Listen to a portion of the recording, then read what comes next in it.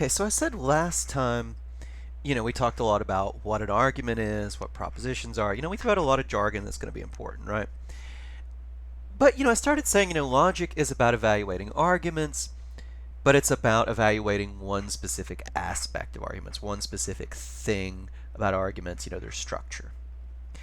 Anyway, to make this clear, I think it's worth, talking about, how arguments can be good or bad, how they can go wrong, right? And when you're evaluating an argument, there are two questions you might ask. How good are the premises? Are they true? Do we accept them, right? You know. The second question you might ask is, well, even if the premises are true, would they support the conclusion, and how much or how well would they support the conclusion? Arguments can go wrong in two ways. The premises might be false, might be obviously untrue, or they might be really controversial, right? So when I say controversial, I mean, well, people don't agree. A lot of people would think they're false. They're not clearly true, right? Another way that arguments can go wrong, though, is that the premises might be true, they just might not give any support for the conclusion, or they might not support it very well.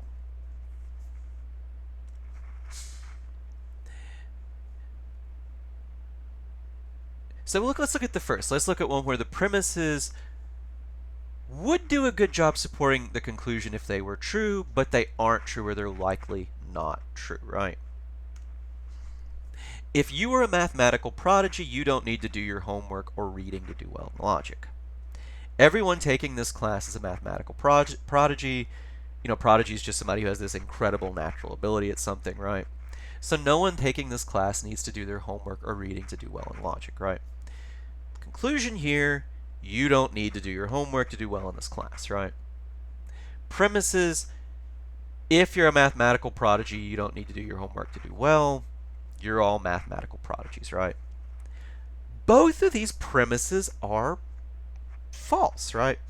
Just mathematically, a lot of the class is whether you turn your homework in or not. No matter how well you do on the test, if you just don't turn your homework in, you're not going to do well, right? So the first premise is false. Second premise, and I don't mean to insult you guys or make any assumptions, but it's incredibly unlikely that every single person taking this class is a mathematical prodigy, right? I honestly doubt any of you are, right? And that's no comment about you guys. It's really rare for people just to have this incredible natural ability with math. It happens. There are 7-year-olds who just like pick up a calculus book and read it like it's, a picture book. I'm going to guess you guys aren't those guys, right?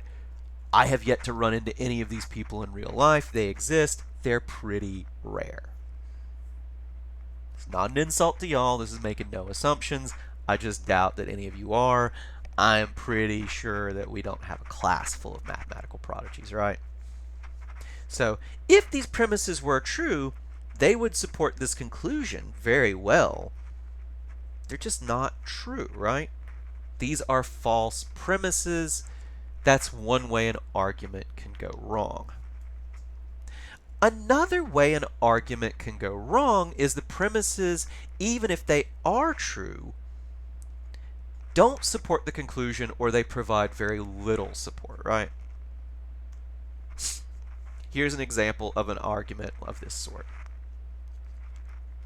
If Hampton Roads has a serious snowstorm, TCC won't have classes. If Hampton Roads has a serious snowstorm, TCC won't have classes the next day. TCC didn't have classes on Monday, January 17th, so Hampton Roads must have gotten a serious snowstorm on Sunday, January 16th. Right? Well, look, both of these premises are true. If Hampton Roads has a serious snowstorm, we won't have classes. We don't even need to have a very serious one, right? If we get an inch of snow, which where I grew up is not considered a serious snowstorm, we're not going to have classes, right?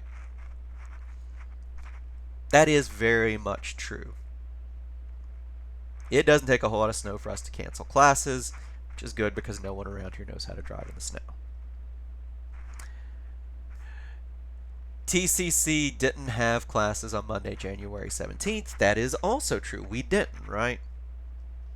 Those premises are both true. But they don't support this conclusion, right? Why don't they support this conclusion? Well, because there are a lot of other reasons we might cancel classes, right? If we have a hurricane, we will cancel classes. If, we have flooding, we will cancel classes. If, this isn't, one of my students thinks this guy was a pessimist. He's like, yeah, if there was a nuclear war, we'd probably cancel classes. I'm like, yeah, okay. I don't know why your mind goes immediately there.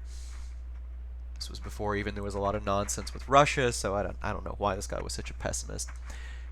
If it is a federal holiday, we will cancel classes, right? January 17th is in fact a federal holiday, state holiday. It's Martin Luther King Day.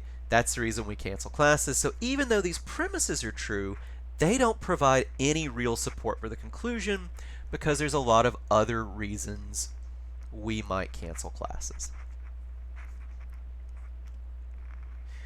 In logic, we will mainly focus on the second question. We'll have some stuff to say about the first, what are good and bad premises, but we'll mainly focus on when the premises don't support the conclusion or don't support it very well, whether they're true or false, right?